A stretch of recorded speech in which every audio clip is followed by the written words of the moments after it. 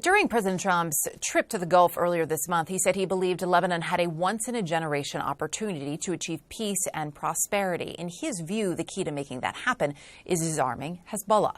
When my colleague Becky Anderson sat down with the new Lebanese Prime Minister Nواف Selaam yesterday, he said he was focused on two top priorities that go hand in hand: regaining sovereignty and fixing the country's broken economy.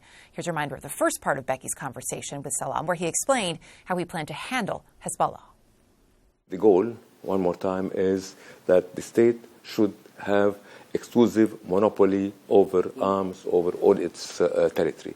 Now, what has been achieved in north of the Litani River, I think is a lot.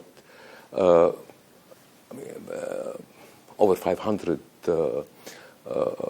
military were dismantled.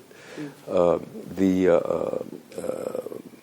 army now is expanding its control and consolidating its control south of the Litani. North of the Litani, real progress has been made on the border with Syria. We have a much greater control. Forging beyond the Israel-Hezbollah conflict will be, of course, no small feat. The World Bank estimates the cost for reconstruction and recovery it needs is about $11 billion. In the second part of her interview, Becky asked about how he was trying to leverage relationships like those with the UAE and Saudi Arabia in order to rebuild.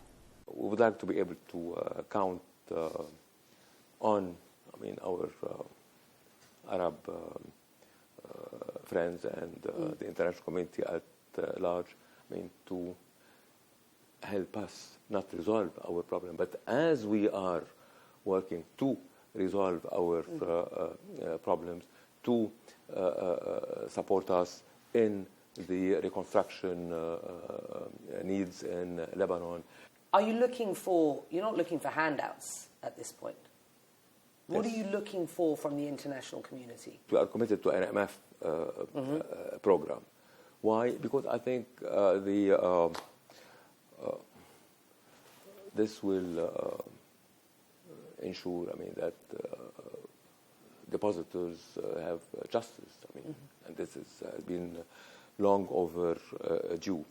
This will help restore confidence in the banking sector and in our financial system. What people have a real problem with in Lebanon is corruption. And it seems that very little, certainly on the face of it, is being done to deal with corruption. So can you just explain very specifically what's going on? One, I think that the new law on bank secrecy, the waiver of bank secrecy, will help us better address the question of corruption. And two, also giving greater independence to the judiciary will not only send a signal of confidence, trust to investors and to the international community, it should also help us better deal with corruption problems. Unfortunately, corruption has been an endemic problem in Lebanon, but now we are seriously committed, to fight corruption. When you look at the agriculture industry, obviously there is massive opportunity there, as clearly needs huge investment. Cannabis has been suggested as one of those opportunities. Is it? Of course, it's a big opportunity, not any opportunity. A law was passed to regularize, the agriculture of cannabis for medicinal and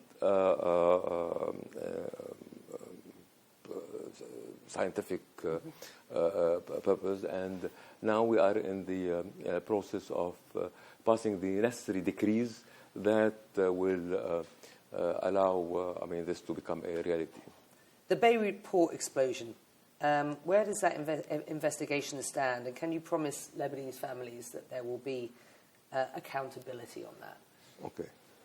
First of all, the investigation has been stalled, for some time. Now investigations has resumed.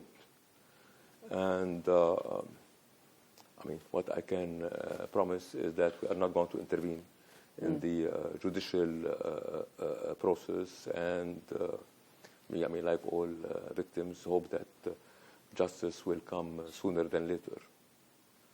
People are entitled, I mean, to have justice. And so how long will that take? Is it clear to you at this point? I mean, I cannot, I mean, comment whether it's going to be a matter of months or weeks or months, because this will be intervening in the judicial process, which I don't want to do. On the issue of Syria, there is an effort to return refugees. What are you doing to ensure that, that's done in a sort of, fair and transparent manner, and that these refugees aren't forced back?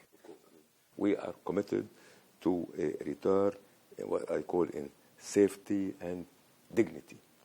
And we are now discussing with the UNHCR and with the Syrian authorities on a phased plan that would ensure the return of refugees to Syria. And with the lifting of sanctions on Syria, this will help reconstruction in Syria.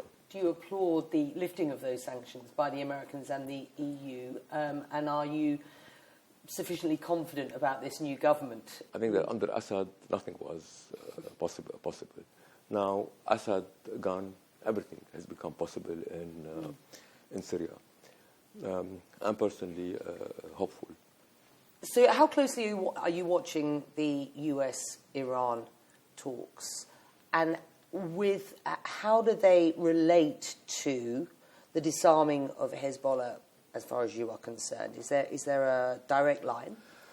Well, I mean, we are not sitting in the room with the US and the Iranians. We don't know exactly what's going on, but we are watching very closely. We have indirect feedback, and we believe that any agreement that could be reached between the Americans and the Iranians can only have positive effect in the region. Lebanon would definitely benefit from it. So if you had one message to the Lebanese people at this stage, it would be what? Okay. I mean, since we are in the Emirates now, so my message I would like to be to Lebanese in the Emirate, and they are numerous, that, I mean, Lebanon needs their expertise. Lebanon needs their ideas. They should trust that Lebanon is now on a new path, and with the appropriate reforms and with our commitment to restore Lebanon's sovereignty, better days are ahead